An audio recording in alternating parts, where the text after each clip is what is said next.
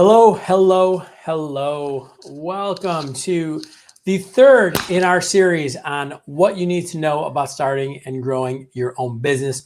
Right now, I am your guide, your host with the most, the guy who's going to be talking for a little bit, David J.P. Fisher.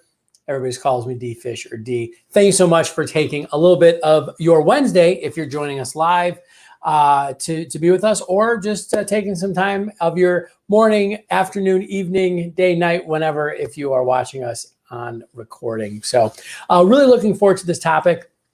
One thing I wanted to share briefly before we even get started here is if you are watching us live, if you're with us live, and by the way, this is a great time capsule for those of us who are watching this as a recording later.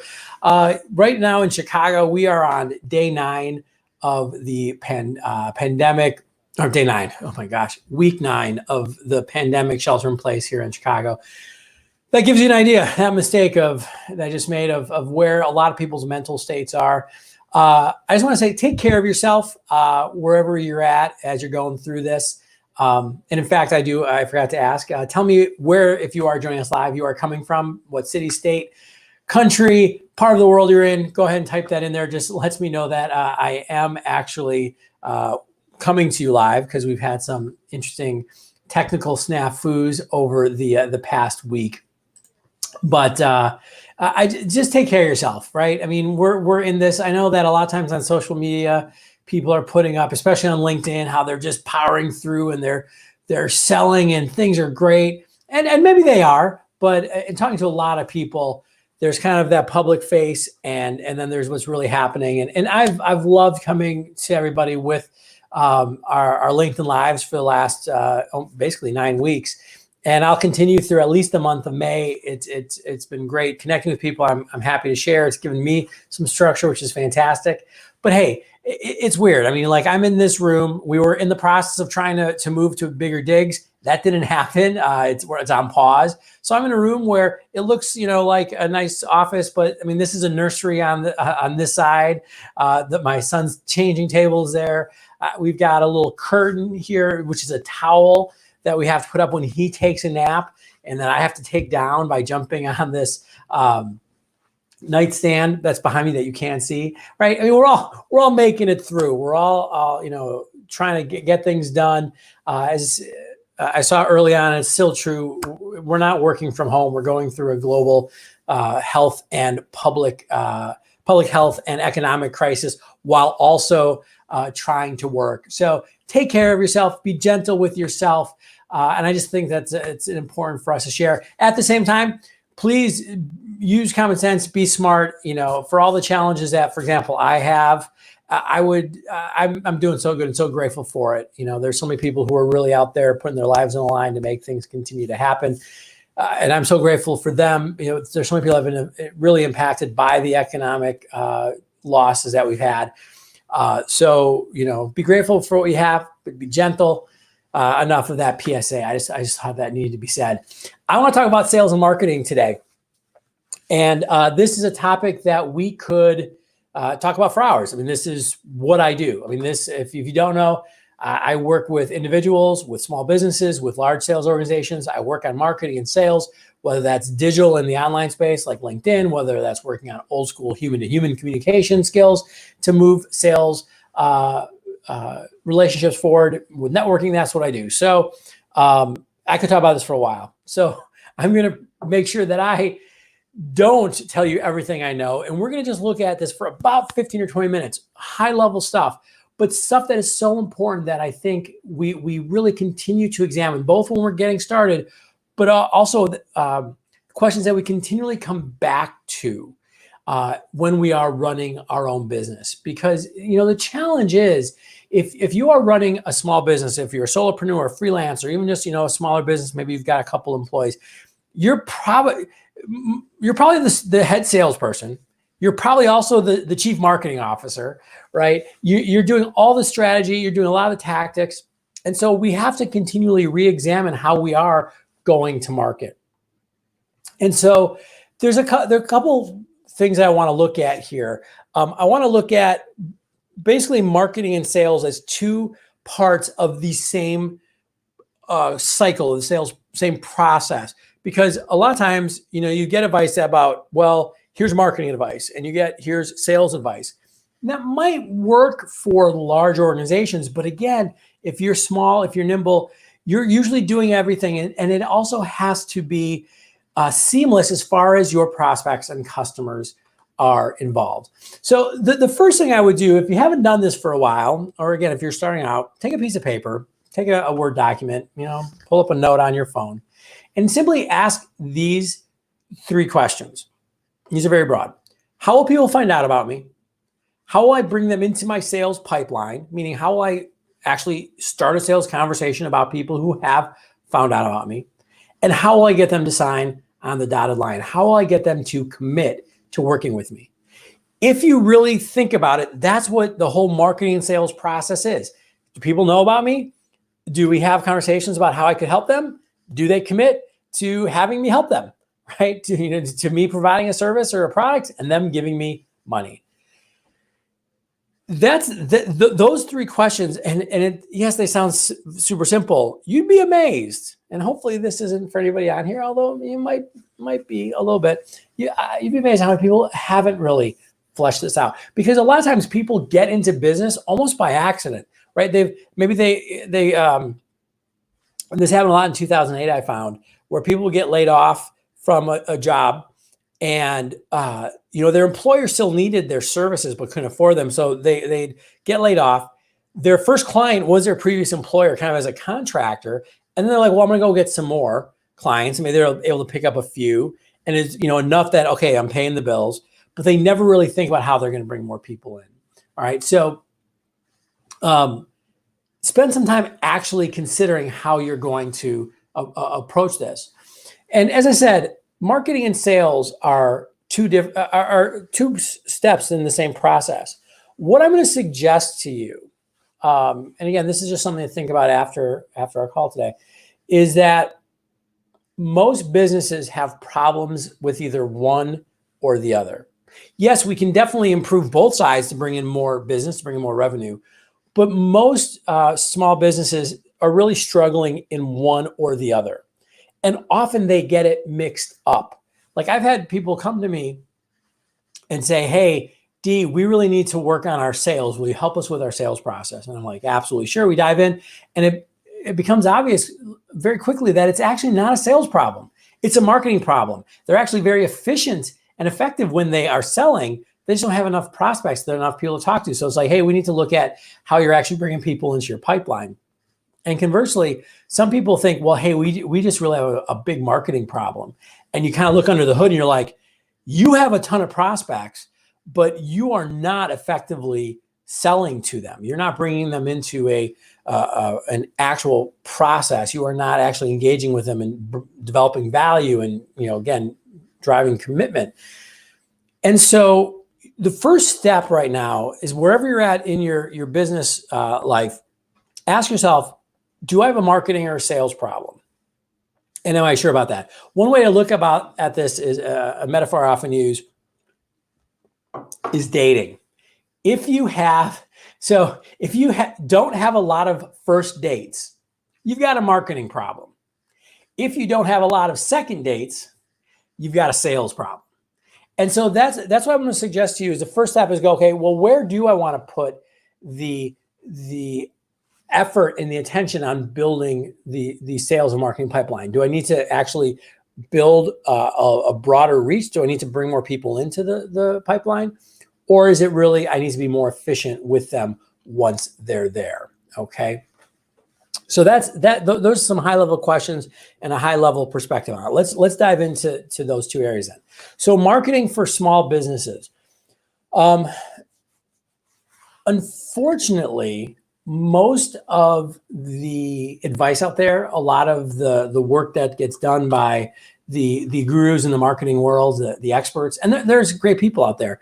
It's really aimed at organizations that have a ton of people, they have a ton of resources, and even not a ton, just more than you. Like, if you most likely do not have a dedicated marketer. So if you think about the resources that would be involved to have a person who is dedicated to marketing, who's doing copywriting, who's doing all of that, who's who has a budget to spend on advertising. That's really not the case for most small businesses. So what we need to do is look at how do we bring people in a way that's efficient, in a way that doesn't cost a lot. Go back to what we were talking about yesterday. We looked at the money approach, or an approach to money, I should say instead, where it's not just about spending a ton of cash trying to bring money in, because then you don't really have a lot of profit, right? We want to look at bottom line. So think about the ways that you can actually broaden your reach, for not a lot of money, with a high rate of return, with a high return on investment. That's actually how I got into networking, why networking is such an important piece, I think, for most small business owners. It takes a little time and there's a cost to that. But besides that, you don't have to put a big investment up front. But by the way, networking is not just showing up at a networking event. It's actually putting concerted effort in building relationships with people, in sharing a message. It's all the stuff involved in being very clear about what your message is. That, by the way, is why I'm hoping you're spending a good amount of time on LinkedIn right now. Because yeah, we can't go to a lot of events. We can have Zoom calls, right? That's great. But as far as actually reaching out to new prospects, to new potential partners, we don't have as much opportunity for that. LinkedIn can definitely fit the bill. One thing I would suggest as a side note for people, spend time right now going to your existing LinkedIn network, people that are just like weak connections, maybe you met them a year or two ago. Reach back out to them. You've already kind of started a relationship. It's a great time if you've got the bandwidth to re-nurture those relationships. That can be really easy. But other ways that you can and should be really focusing on the marketing is look at your warm market. Do all the people who you know what you do, right? Your website can be another really great way of marketing. Again, you don't have to have a fancy website. You just have to have a good website. And it doesn't take that much effort to get a good website. You can. I taught myself WordPress so I could have a little bit of control over it. It's not that hard, especially if you can find people who can help with. Maybe you're not a great writer. Hire a copywriter to help with that piece, or have a good graphic designer help with a certain piece. What you're hearing, I hope, is that it's not just about placing a bunch of ads. Just taking out a really expensive, even a Facebook campaign can be inexpensive, but it can also be very expensive. Or, hey, I'm going to be in the newspaper or anything like that. I know that many people don't even consider those anymore. But if you're not going to spend that money, which you may not either have, or again, it might not be the most effective spend, you've got to really start to get creative. And I think the biggest thing I would suggest for you if you're getting started, and definitely even if you've been around a while, get creative. There's this book series. Excuse me. I just coming off a webinar, and the throat's getting a little dry. There's a great book series that came out a few years back called Guerrilla Marketing. If you can find it, I totally forget the author's name, but early in my career, I read through it. There's a lot of great ideas there. There's a bunch of books in the series, but it was really just about being creative. It was about going, okay, if I'm not going to spend money, how else can I market? And there are a ton of ways of doing that. Now, you might not get the huge numbers, the huge reach that again, a well-funded campaign might. But remember, it's important that you keep your ego in check a bit and go, hey, I don't necessarily need the reach that's big as long as it's the right people, right? You'd rather get in front of 100 great prospects as opposed to 1,000 people that don't really care about you, okay? So that's the marketing side. And that's really about bringing people into the pipeline. And I've used that term pipeline before. I think it seems kind of intuitive, this idea that as we bring prospective clients in, the pipeline is this idea of bringing them into a process that then funnels them. It's the other image used a lot, that funnels them into becoming a client or a customer.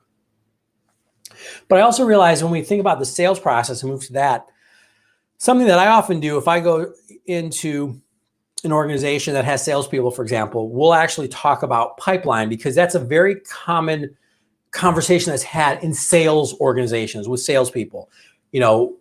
How many people are at this stage in the pipeline, right? How many people are at the next stage? How many people are in the next stage? How are we moving people through that pipeline? When you're a small business owner, when you're on your own, you're a freelancer, you don't have that sales meeting with your manager. And so you might not think about the pipeline in the same way that, for example, I do, coming from a sales background. So one of the big things I'm going to suggest is think about having a pipeline for anybody who is a prospective client. Think about having a process where you're taking them through that pipeline, and think about what you have at each step to move them forward. Your job is to actually create momentum to create forward movements, right? Or, by the way, as you're going through that process, to actually take them out, right? There's nothing wrong, by the way, with a prospect saying, hey, this isn't right for us right now. Awesome. Having somebody say no up front, great. Or at any point, that's fine. You can focus on other people. Going back to that dating analogy, when I was a single man, if I was interested in somebody and I asked them if, for their number, if they wanted to go out on a date sometime, and they said no, I mean, it's kind of a bummer, but not really. I'm like, cool. Like, I don't have to worry about pursuing this anymore, because obviously you're not interested. Kind of same thing in the sales process. It's okay if people say no. The goal is not to have a 1-to-1 ratio. That's where that funnel idea comes in, where you're actually starting with more possibilities and kind of winnowing them down. There's a lot of great sales processes out there. It seems like every sales company, every sales trainer wants to say that theirs is the right one, that it's this 7-step process, this 9-step process, 13 steps, 4 steps. It's all the same.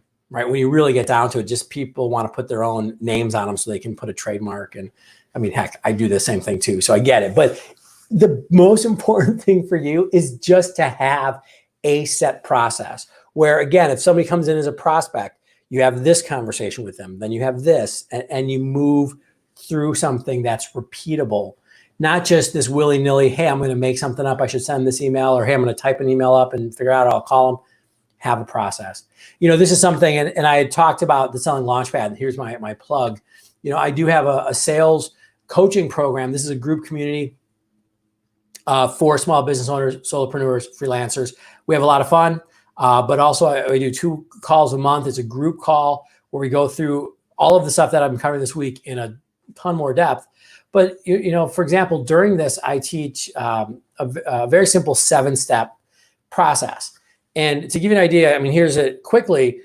Define a general problem, build a bridge. I'm sorry, no, I got those wrong.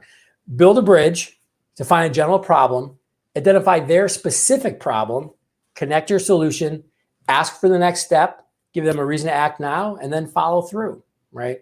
So that's just one idea. And again, you can go online right now and go sales process, X steps, and you find a bunch of them. But just have one that works for you, have one that works for your type of prospect, to your type of service or product you're selling, because this will impact it. It will mix up a little bit, how you're getting your prospects. If they're, for example, coming through more of, like, let's say you're doing Facebook ads. Okay. You're probably gonna get prospects that are a little less informed about what you do, versus if you're getting all of your clients through networking, people that you've already established a relationship, you might be able to move through the process a little faster. Go read a sales book. If you need some suggestions, feel free to ping me afterwards. I'll throw out some ideas for you about like basic foundational sales books that can give you some steps if you need them.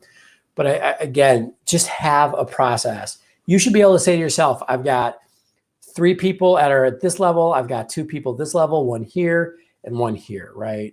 Somebody's about to sign, somebody just signed, whatever it is, okay?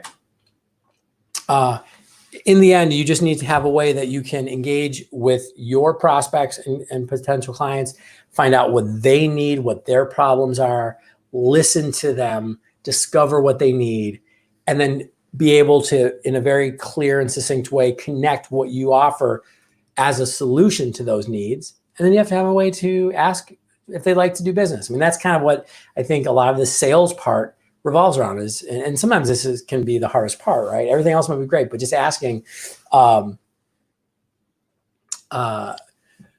mention blog book reviews.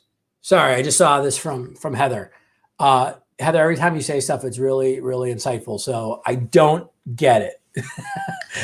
So type more if you can. I think you're probably out for a walk. I think you shared once that you're doing these on your walks with your daughter, which is good. I said we got to get out.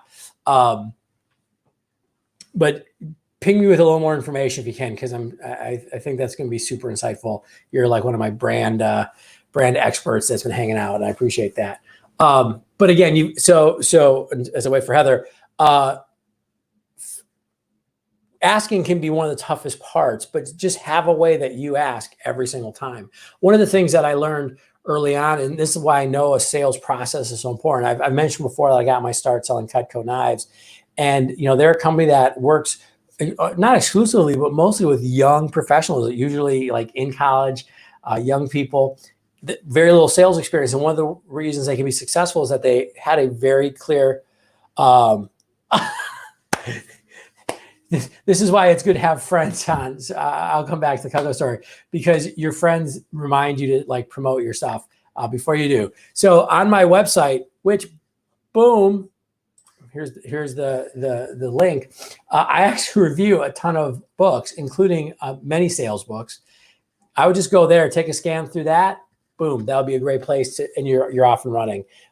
There's actually great marketing books, great sales books, some just random business books as well. But if you go to the blog and then just check out, search book review, they'll all come up. There's probably about 30 or 40 of them there. I was just saying about Cutco, but one of the things that we had is at the end, we had a very specific way to ask, hey, Mr. and Mrs. Jones, I wouldn't be doing my job if I didn't ask, would you like to go ahead and place an order for this set of Cutco, entitle yourself to those free super shears as well. If you know the Cutco super shears, they're awesome. Go get some. I think my contract's still valid. You can reach out to me. And by the way, Sean, there's the the YouTube channel as well.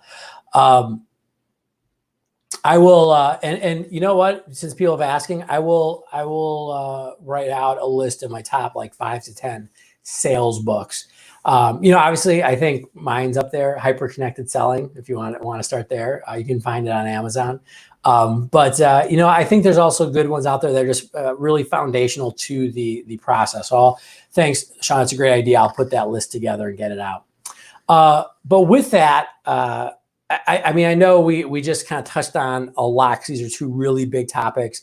I hope that I gave you a couple ideas, a couple ways of thinking through this, because I think one of the mistakes that small business owners make, especially when you're a solo professional, solopreneur, freelancer, somebody on their own, or even if you have one or two people working with you, maybe a partner, we get sucked into the tactics. Right, we're just on a daily basis going, hey, I got to find clients. I got to do something like, I'll do this, I'll do that, I'll try whatever.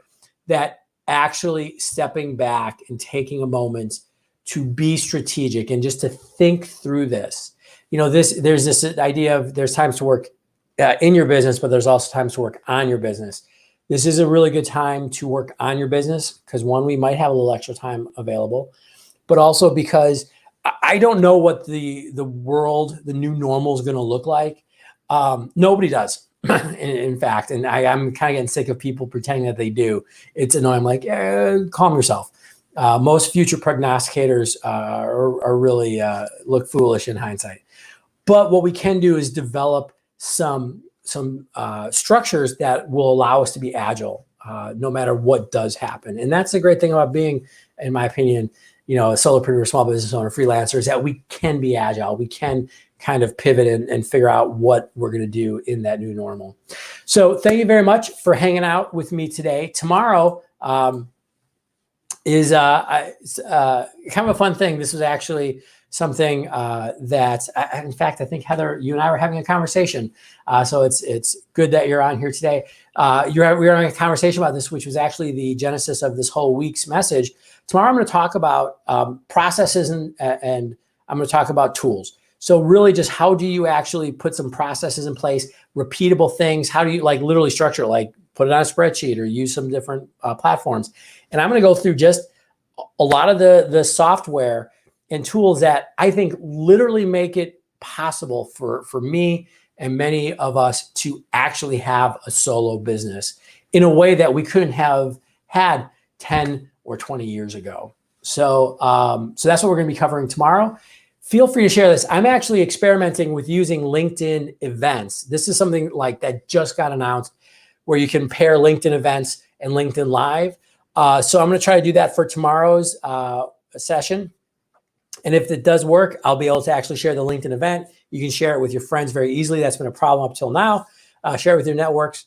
I'd appreciate that if you could. And the other thing I would ask is if you do know any organizations that are looking for this sort of sales, networking, marketing, professional development, messaging for their members, whether it's associations, networking groups you're part of. I've been doing a ton of virtual events that I just got off a webinar.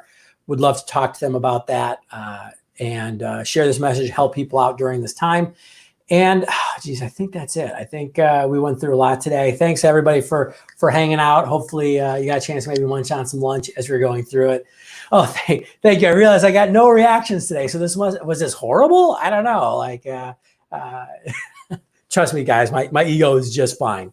But thank you, Sean, for reacting. And thanks for everybody for the comments, the ideas. As I finish up every session, be patient, be kind, take care of one another, and have a great day. We'll see you tomorrow. Bye.